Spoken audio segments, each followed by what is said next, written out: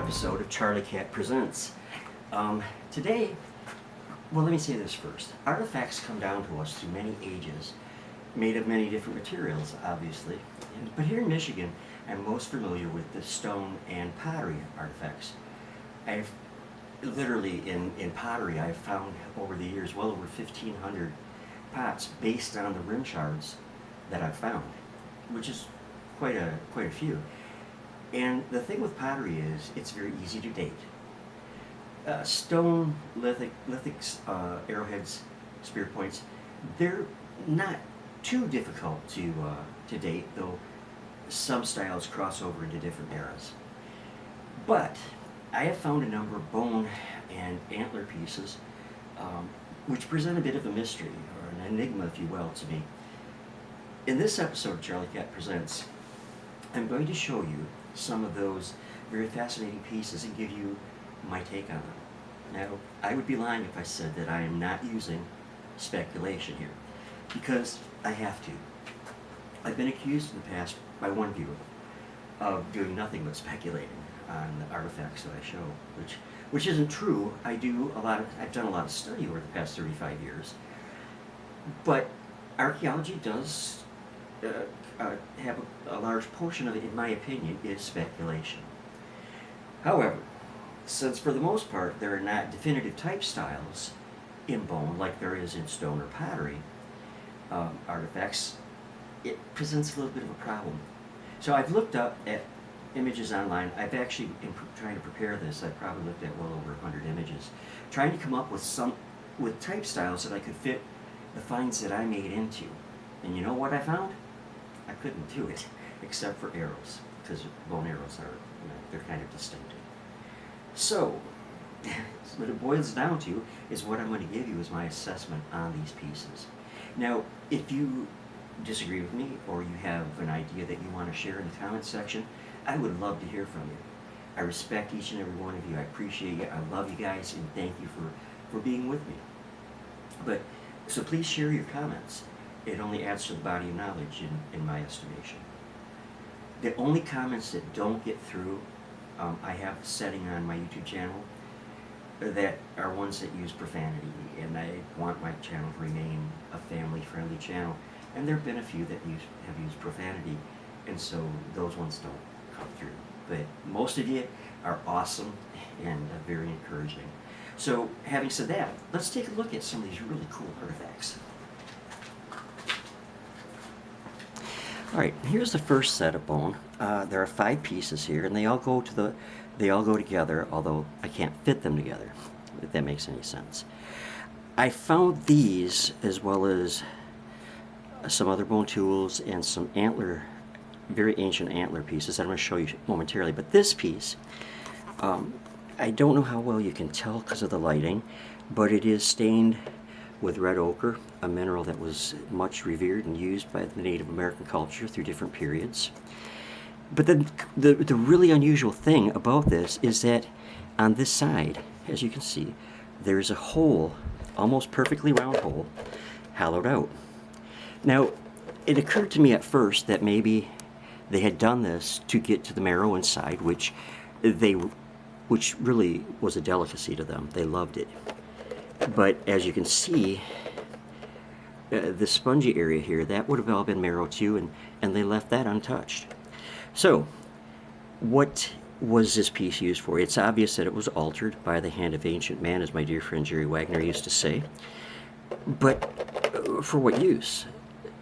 Now, I've looked at online, online at images of staffs or walking sticks, and they're topped with different things. And I believe, and again, as I said in the beginning, this is speculation, but I believe this was probably the top of a walking stick. It was, put on in the hole there, and that it was used for walking, perhaps for an elderly person, or perhaps for a shaman. It's hard to say. The bone is, as I said, stained with red ochre. So it had a special purpose.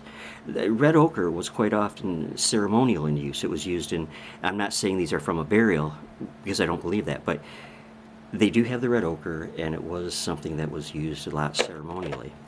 Are these human bones? No, these are not human bone. But can I identify what animal they're from? No, I can't. But as you can see anyways from the piece that I'm turning here, it is highly polished, which means it was handled a lot. And for whatever the use, whether it was a staff or whatever, it was touched a lot, it was used a lot. So it makes it a significant piece to me because of what it could have been used for. Now, as I said too in the beginning, if you have any thoughts on it, I would be more than happy to hear what you think. All right, let's move on. Here are 7 fragments of antler. At present, there's only 7 in the collection, but I anticipate maybe being able to find more as the little groundhogs out there become more active. The antler is discolored gray. It's very hard and appears to have some mineralization that has taken place, which of course is the first step in fossilization. Small worked projectile points are the only pieces in here that I can identify. This piece here, let me move it, it was purposely honed down to the pointed shape, and I believe would have been attached to a shaft to use as a spearing point, not as an arrowhead. And then this one back here that I have turned so that you can see the inside of it also was, I believe, honed down. Now I might be wrong on that one, but this one I believe definitely here was used as a projectile point or arrowhead. Why do I say that they are antler instead of bone? Look at the texture. Look at the inside. Yes, there is a spongy material. Let me get my hand out of the way. Spongy marrow-like material in the center, but not like you'd find in bone. You almost have to examine these yourself by hand to totally be able to tell the difference between the antler and the bone. Now the large piece here measures 1 inch by a ½ inch by ½ inch, and these were found in close association to the staff, that possible staff head that I just showed you a moment ago, and more fragments need to be found to make a good assessment of what these were a part of or being used for. The large piece, again, it's hard to say. I know they used both bone and antler and wood for handles on knives and different tools. So I kind of think that maybe the large piece might have been part of a handle. Again, it's 100% speculation on these items except for the little point down here. So age-wise, which I didn't mention on the previous piece, the staff head, age-wise, because it's the association with the red ochre and other artifacts right there, I believe that these would date back probably to the archaic. Right, these 7 bone pieces were also found in the same groundhog hole as the staff head and the antler pieces I just showed you. I put the dime in here just for size comparison. To begin with, again, I do not believe these are human bones. I believe they're animal bones. These 3 show no modification to me. Well, yeah, they don't show any particular modification to me. However, let's move this piece down. These 3 pieces, I believe, were modified to be spear points. This one most definitely has the most defined features for having possibly been a spear point. Let me flip it over. And so that's a really cool piece. Now this one has very smooth like patina to it. It's been touched a lot. It's been touched a lot, and I believe that was used as a spear point also. This one in a little bit poorer condition, I believe that was also possibly a spear point. Now the most defined of these tools though is this piece. This would have been a bone awl, and it was ground down, while the point is broken off from it, it would come to a sharp point, and that would have been an awl for punching in leather work, or possibly in basket making, net making, whatever. These pieces may have been earmarked to have been used at some point, to have been made into tools, but they just never got to it. So the piece here that shows the high polish, it measures 1.25 inches, and the light colored hefted. Now I have down that this could have also been a knife, and it could have been a thumb knife too, you know, so called because it would have been held in the thumb. But it was more likely that it was hafted. Whether it was a spear or a knife, it would have probably been on a handle, and that one measures 1.5 inches in length. So bone was often used. It's not a rare find, particularly, but it not as found as often, in my experience, as bone, or excuse me, as stone or pottery, because bone didn't hold up well in the in the ground in the ground over the centuries, and in the case of these, over several millennia actually. So again, as with the other pieces I've shown you so far, I believe these were somewhere in the archaic period, early, late, or early, middle, late. I can't say for sure, but let's move on now to some other interesting. This collection, consisting of bone, well, and also stone, though I'm not going to show the stone right now, was found by me back in 2015 at a home tear-out near the corner of Mason and Williams on Saginaw, Michigan's west side. The old house had no basement, so these artifacts had laid on the surface literally, in my estimation, for thousands of years. The sidewalk also had been torn up, and so some artifacts were found underneath that sidewalk also, which had been laying right on top of the ground without any subsurface put down for it. So whilst I cannot say for certain without testing, I believe these pieces date to the late archaic period, to possibly the early woodland period. These bone artifacts are quite unique, this particular one being the star of my entire collection of bone pieces. Now I hope that we can get the picture or an image of this clear enough for you to see that on the handle end there's a semicircle with radiating rays lines off from it that have been purposely etched into the bone by the person who used this piece. This is a classic sun symbol used by the Native Americans throughout the United States. I can't say for certain that that's what they intended this symbol to mean, but it would make sense. This has a patina over the entire thing, very shiny, that it has been used a great deal. And but what was it used for? Well, that's a good question, but there are some good possibilities for this particular piece. This is about 4 inches long, and it was hollowed out, as I said earlier, to probably get to the marrow that was inside. It was something that the Native Americans really relished. And so presumably it was to extract the marrow. However, after that was extracted, this end piece here was honed down to a sharp edge. So this could have been used very easily as a bone gouge, or it could have also been used as a handle for a knife blade, or for a knife. So there are many things that actually this particular piece could have been used for. It is a fascinating one, though. The opposite end is unmodified except for the engraving that is in it, which I wish you could see better. But anyways, let's see this. So it was handled a lot, again, judging by the patina. I left the dirt intact inside of it and on the end of it because I figure at some point somebody may own it in the future that could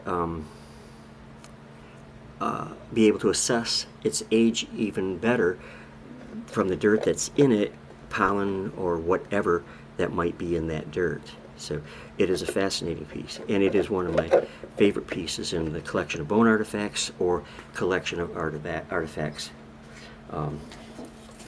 overall. Now, here is another interesting piece. This is a ribbed bone. Now, let me do it this way. I guess a little bit better that way.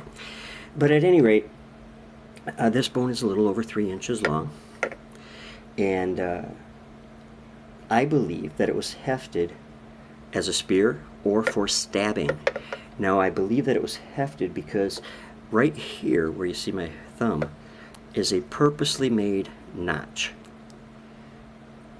That did not occur naturally. That was purposely made by the Native American people who used this particular animal bone. This piece is unique, though it's not complete, unfortunately. Enough of it is here to see that it has been modified. It has a patina on it also that shows extreme handling, not quite as much as the previous piece that I showed you. And here's a look at the inside of it. See how the ribbing in it. Interestingly, though, this doesn't show any of the sponge-like pattern inside that most bone I find displays. But anyways, let's move along. This piece is another. This is a fascinating piece, but it's a bit of an enigma. The surface has been exfoliating away. These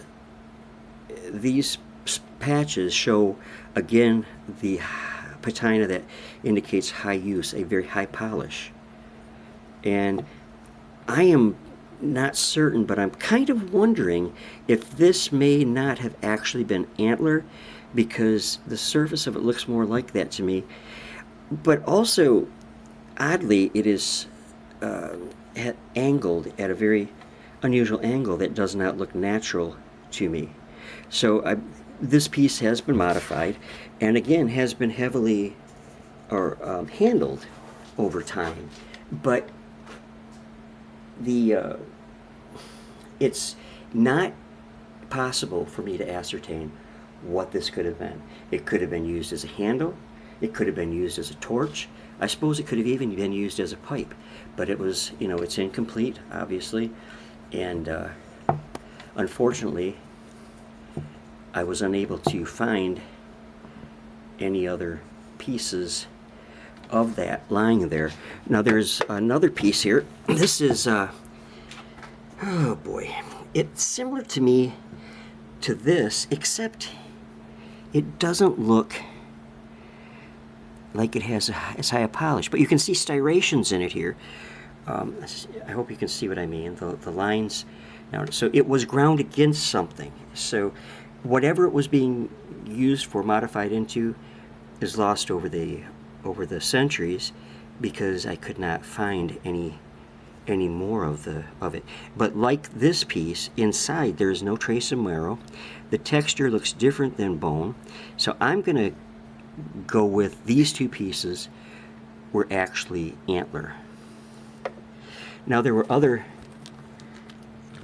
fragmentary bone pieces there that don't really tell a whole lot of a story. This piece is turtle shell, which probably is remains of a meal that they had at one time or another. Small tooth, probably deer. This again, I believe, is antler. Maybe it should be over with those pieces. I think that's antler also, as well as this. But they're such small pieces that I didn't separate them out for some reason. But while we're talking about this, I want to show you this piece. Now, this wasn't found at the same site. This was found by my good friend Gil out on the farm field that we often go to. And he was quite excited by it because he said, this is a fossilized bone, Dennis. And it looks like it until closer inspection. This is why you have to really look pieces over carefully, because as you look at this end and you look at this end, you see that what it actually is a fossilized piece of coral, probably staghorn coral. And it definitely is a piece worth collecting, but uh, definitely not bone. Now I said earlier that the engraved piece that I just showed you was my favorite of the of the bone and shell pieces that I've found. But this one has to come in a close second, or tie, for first. This is a turtle shell pendant. It too came out of a groundhog hole. Those little guys are God's fuzzy little archaeologists, I like to call them. This piece again shows the high patina, or the high polish patina, that shows it's been against human skin a lot, touched a lot, held a lot. This is grooved around the top up there where a piece of rawhide, leather, whatever, would have been wrapped around it and could have been suspended around the neck. It has turned almost black from age, and the sandy surface beneath the tree where this was found by the groundhog, the sand is extremely dry, and so it acted as a way to preserve this rare little piece. As to age, it was found in close association to where I found the staff head and early woodland pottery, which I haven't shown you yet and will be on another video. So I'm assuming this to be late archaic to early woodland, as I said, recovered from a groundhog hole. Technically not bone, but it is turtle shell, so it's close enough. As I showed you, it's notched, so it could be worn, and probably a male member of the tribe wore it, because the males, from what I've read, used more ornamental items than did the women. Only pendants of this is the only pendant of this material that I've ever found. I'm sure there's probably more out there, but I would say it's a good possibility that most have rotted away over the thousands of years. In this case, yes, thousands of years that they've laid in the ground. So that piece, let me turn it over once more for you to see the other side. It's very fragile, but that piece wraps up this video on bone artifacts. Very, very fascinating piece. So, I hope that you enjoyed the look at these special artifacts, because truly they are, like I said, bone is found a lot on sites, but I've usually found it in the hearths or cooking fires. So it wasn't being formed into something. Now, God's fuzzy archaeologists, the groundhogs, they have been instrumental in my finding artifacts from the beginning. But I want to tell you a story. This happened back in the late 1990s. My ex-wife Kathy and I were walking a railroad track in Oscoda down to my old Vanetton Creek site. And it cuts, the railroad track cut through a bank next to Vanetton Lake.